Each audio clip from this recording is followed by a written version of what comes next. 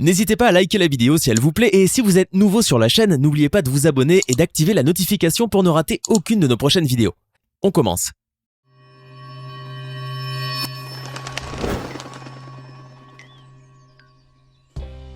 Deux avions qui se percutent en plein vol, des voleurs qui tentent de braquer une banque avec une Peugeot, des femmes jetées dans le vide en faisant de la balançoire.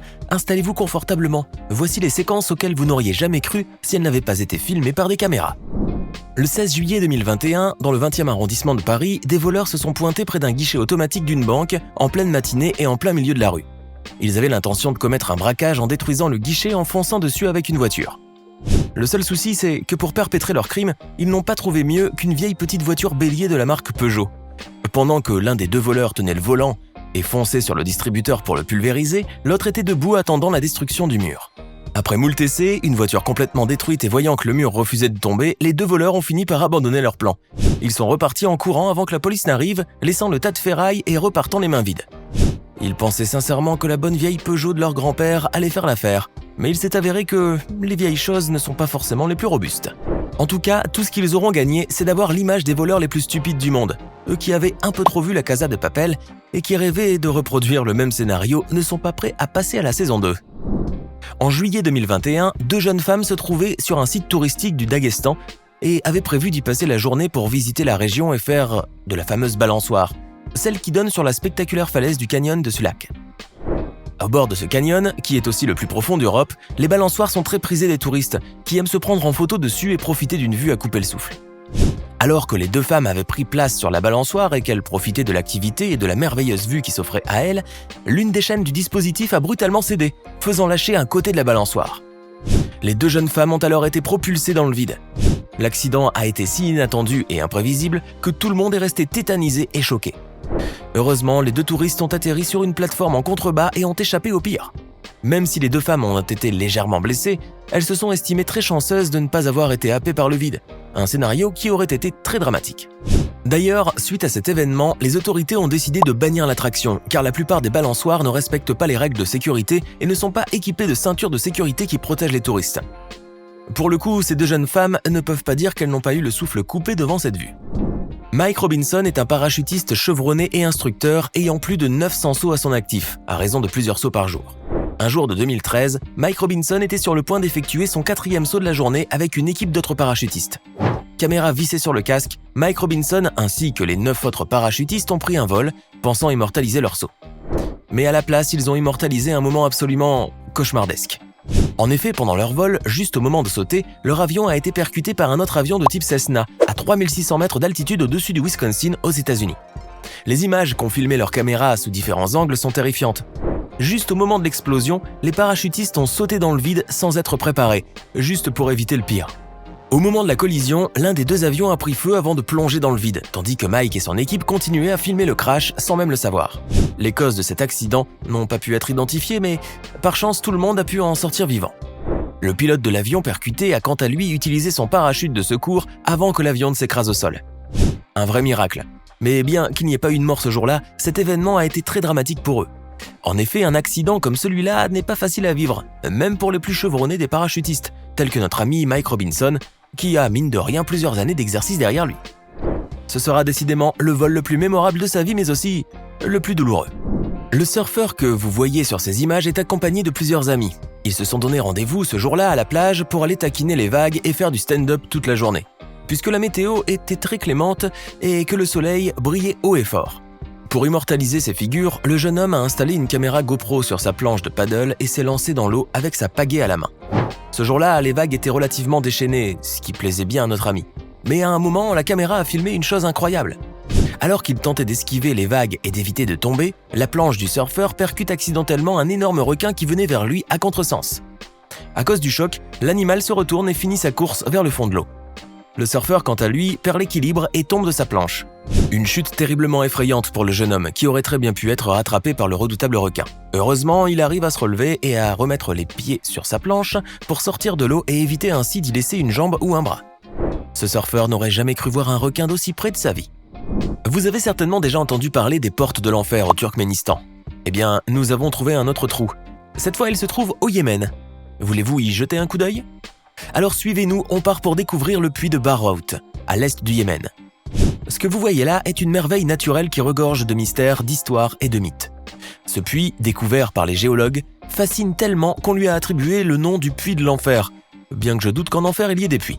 Ce trou géant de 30 mètres de large et plus de 200 mètres de profondeur se situe exactement dans le désert de la province d'Al-Mahara, à environ 1300 km à l'est de la capitale Sanaa, près de la frontière avec Oman. Selon les mythes qui l'entourent, ce trou a été créé pour servir de prison aux démons, une superstition appuyée par les odeurs pestilentielles qui s'en dégagent. Jusqu'à aujourd'hui, les Yéménites déclarent ignorer ce que renferme le trou et affirment n'avoir pu dépasser 60 mètres de profondeur en y pénétrant. Dès lors que les géologues y sont arrivés, ils ont rebroussé chemin après avoir remarqué des choses étranges à l'intérieur, malgré l'obscurité qui y règne. Et si ce trou fascine autant, c'est aussi parce qu'il est vieux de plusieurs millions d'années et qu'il nourrit toujours plus d'histoires d'esprits maléfiques et de démons. La légende veut aussi que tout ce qui s'approche soit happé dans les ténèbres du puits. Cela vous terrifie ? Alors un conseil, n'approchez pas trop. D'ailleurs, il est temps de rentrer pour nous aussi. Si on vous demande un jour si vous savez où se trouve l'enfer, montrez-leur le chemin. Vous êtes quelqu'un de très romantique de nature et vous rêvez de rencontrer l'âme sœur, lui prouver tout votre amour et votre dévotion ? C'est tout ce que l'on vous souhaite, mais avant, fermez les yeux et mettez-vous à la place de ce jeune homme et dites-nous si vous seriez capable d'agir comme il l'a fait. Vous circulez avec votre dulcinée sur l'un des boulevards les plus fréquentés de New York, quand soudain votre petite amie reçoit un appel sur son téléphone. Elle répond, puis la communication téléphonique commence à durer un peu trop. Fatiguée, elle cherche des yeux un banc pour s'asseoir, mais n'en trouve pas.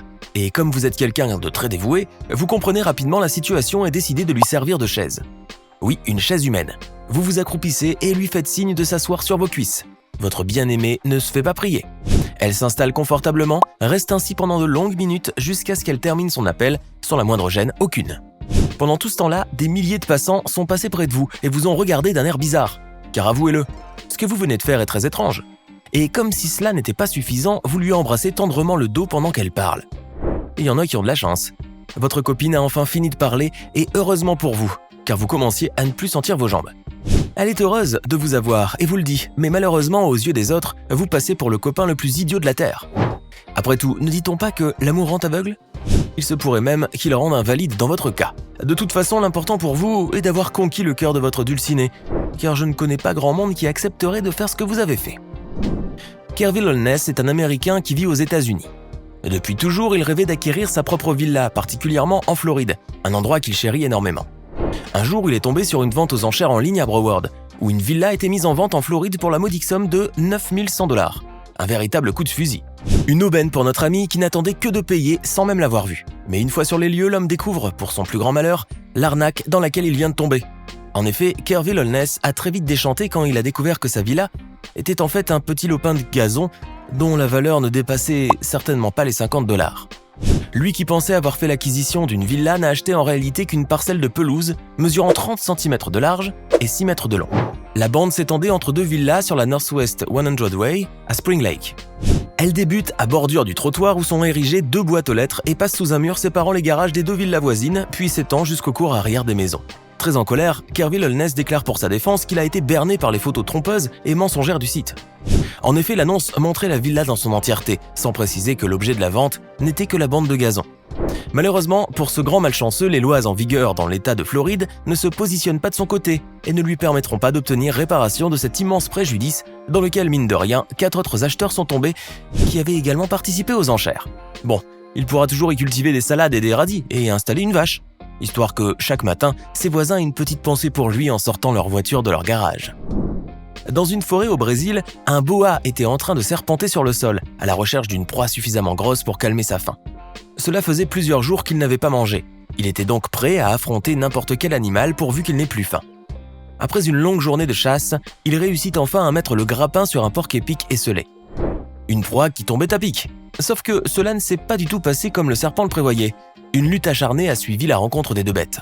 Bien que le reptile soit plus agile que le porc-épic, ce dernier a usé de ses pics acérés pour les planter tout le long du corps de son prédateur. Ce dernier a bien tenté d'y résister, mais la douleur ayant pris le dessus sur sa force, il a fini par abandonner sa proie. Le serpent a ensuite été filmé par un randonneur qui passait près de lui, accompagné de son chien. Sur la vidéo, le reptile semblait souffrir à mort. Des centaines de pics étaient profondément ancrés dans sa peau et étaient répartis tout le long de son corps. Il avait tellement mal qu'il se tortillait de douleur. Après cette mauvaise rencontre, Ce pauvre serpent, s'il a eu la chance de survivre à un tel accident, se mettra très certainement au végétal.